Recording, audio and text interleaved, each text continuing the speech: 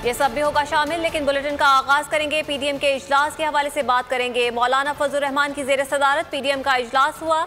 यूसुफ रजा गिलानी को मुश्तरका chairman senate का उम्मीदवार नामजद कर दिया गया। लॉन्ग मार्च के लिए खुसूसी कमेटी की 26 मार्च को कराची से शुरू करने की तजवीज़। पीपल्स पार्टी का पंजाब में तहरीक अदम एतमाद का इख्तियार नून लीग को देने का मशवरा। बिलावल भुट्टो का कहना था चाहते हैं कि चेयरमैन सेनेट का इलेक्शन जीतकर एक और फतह अपने नाम करें।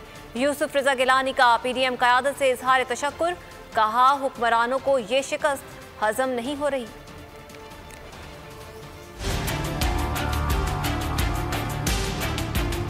यूसुफ रजा गिलानी चेयरमैन सेनेट के उम्मीदवार होंगे। पीडीएम क़यादत ने मुतफ़िक़ का फैसला कर लिया तो अपोजिशन इत्तेहाद का इजलास। हुकूमत के खिलाफ एहतजाज की हिकमत अमली पर तबादला ख्याल। चेयरमैन सेनेट के लिए यूसुफ रजा गिलानी का नाम नून लीग ने पेश किया। बिलावल भुट्टो का कहना था कि जमहूरी कुव्वतों को यूसुफ रजा गिलानी की जीत से एक उम्मीद मिली। चाहते हैं कि चेयरमैन सेनेट का इलेक्शन जीत कर एक और फतह अपने नाम करें। इजलास में लॉन्ग मार्च के लिए कायम खुसूसी कमेटी ने सिफारिशात पेश कर दी। सिफारिशात के मुताबिक लॉन्ग मार्च 26 मार्च को कराची से एक अवामी इज्तिमा के साथ शुरू किया जाएगा। तमाम जुलूस 30 मार्च की दोपहर 3 बजे तक इस्लामाबाद पहुँचेंगे। तमाम जमातें अपने अखराजात खुद बर्दाश्त करेंगी। जराये के मुताबिक पीपल्स पार्टी ने पंजाब में अदम एतमाद के फैसले का इख्तियार नून लीग को देने की तजवीज़ पेश कर दी। तहरीक अदम एतमाद कब कैसे ऐलानी है, फैसला नून लीग की क़यादत करेगी।